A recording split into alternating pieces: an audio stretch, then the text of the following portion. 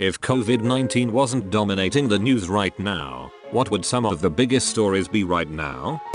The US government trying to pass an anti-child porn law that actually just gives them the ability to search through all of our messages edit. If you want to learn more about this act, here's a link to an article with some great information, and also bans end-to-end encryption.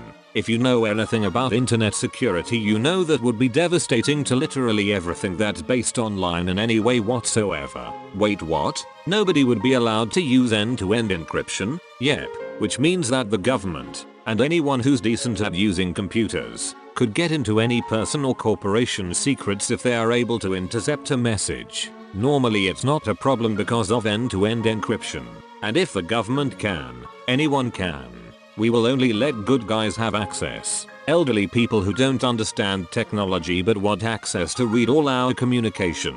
This is worse than forcing you to hand over a key to your house to the police. But hey, if you aren't breaking any laws, this is worse than forcing you to hand over a key to your house to the police. It's like outlawing locks on doors. We just want the world to be safer, they said, and endlessly better for ages ahead. We just want the world to be safer, that's it. Or maybe we just want to look through your shit. They pulled it off successfully with the Patriot Act against terrorists, so why not do it with pedophiles? Despite immunity being granted to the rich ones? What about teens with each other? That's still technically illegal. Wait, the name of the bill doesn't actually tell you what it is? That was sarcasm. Fuck those guys. More common than you think. How do you pass really shitty legislation that's basically nothing more than a power grab?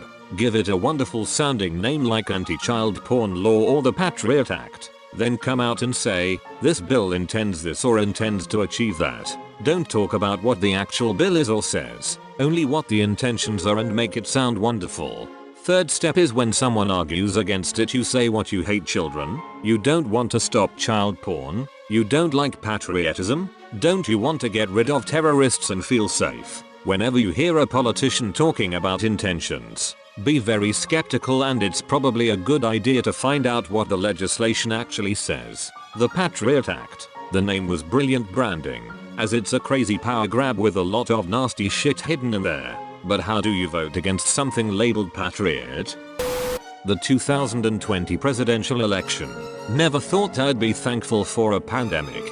This comment's going to age real well. Fine vintage. Seriously, who the fuck is going to win? I really thought Trump was gonna win easily, but now with all this stuff, who knows what's gonna happen?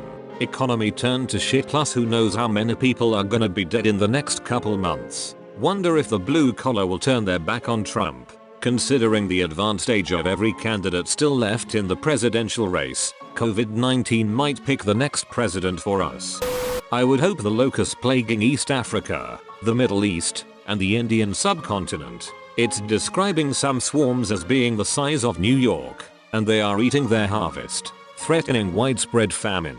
I think without coronavirus we would mobilize to try to control this population the way we did for Zika carrying mosquitoes in the Americas. Edit. This NPR article describes how in 2018 an unfortunate series of cyclones from the Indian Ocean hit an extremely remote area of the Arabian Peninsula known as the Empty Quarter. This produced extraordinary rain and gave them what they needed to breed. Because a second cyclone hit occurred during their breeding cycle, instead of drying out and having most of their population die out in the desert, the population exploded. In favorable conditions they can multiply by 400x their population every 6 months. Then they mass migrated. Also for clarity, a swarm was identified as 3 times the size of NYC, plagues, wildfires, locusts. I know things like this happen, but definitely getting some apocalypse vibes. I swear I remember hearing about some group readying up like 200k ducks to go fight the locusts.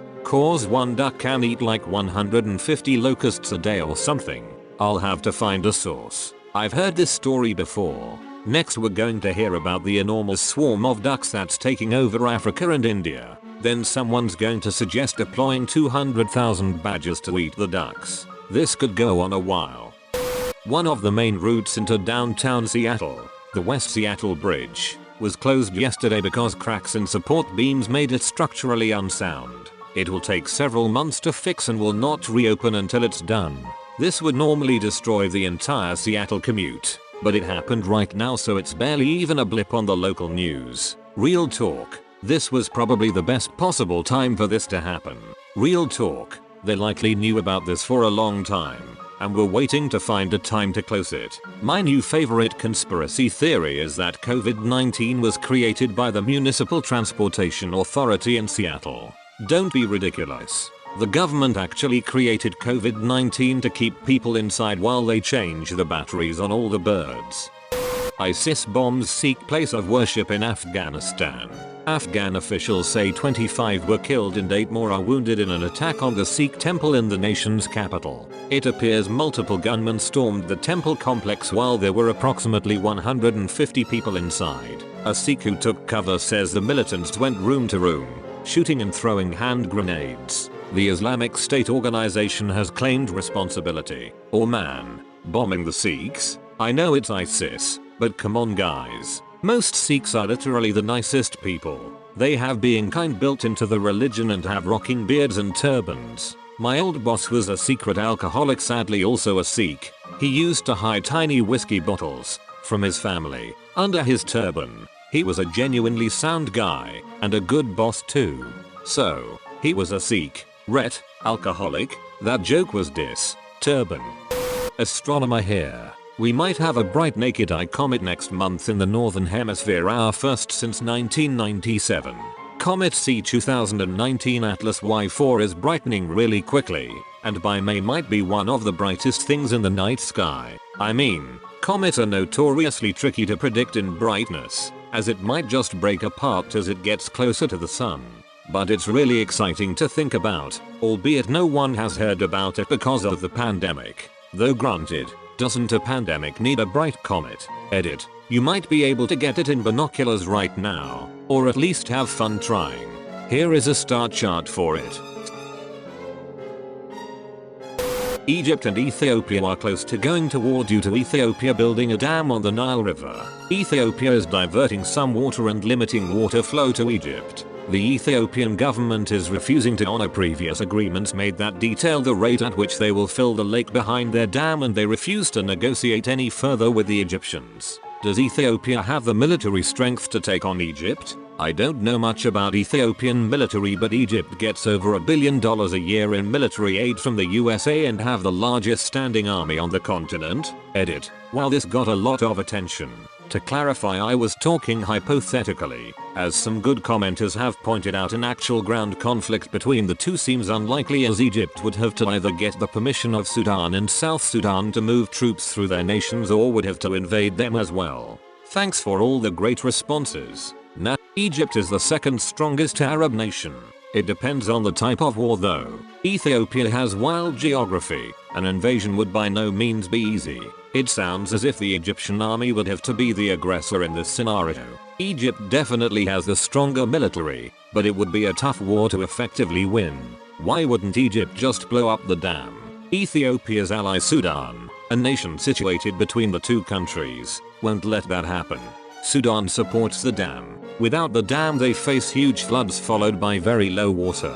They want the water to be stable all year round. Sudan has publicly admitted they want the dam now. Egypt doesn't have the logistic resources or numbers to run a multi-day campaign over 1,500 miles of hostile territory. Ethiopia has high-tech military machinery that's advanced enough to repulse any land or air missile attack imposed by Egyptian military. If Egypt's military forces tampered with the dam heavily funded by China and Italy, Ethiopia could easily retaliate very harshly by blowing up their Aswan Dam, washing 95% of Egypt into the sea and putting Cairo underwater. And trust me, the West won't sit back and watch a predominantly Christian country take a beating by a Muslim one. Egypt equals Muslim country, Ethiopia equals predominantly Orthodox Christian, with an ancient Ethiopian Jew population that has significant ties backed and supported by Israel. Wow, geopolitics are so fucking intricate. It blows my mind how well versed some people are, because that's one area in which I'm pretty clueless. The insider trading scandal in Congress. It's fucking disgraceful. Politicians shouldn't be allowed to own stock. I mean, this is blatant, but it makes you wonder how many more subtle buy and sells were done on privy information. Edit. A few people talking about blind trusts. That's probably better than not owning stocks, assuming they don't get to choose when to buy and sell. Hey, what's up everyone? OK PJ here. Thanks for watching my video. If you didn't hate it, give it a thumbs up. Remember to subscribe if you want to see videos like this every single day, and I'll see you tomorrow.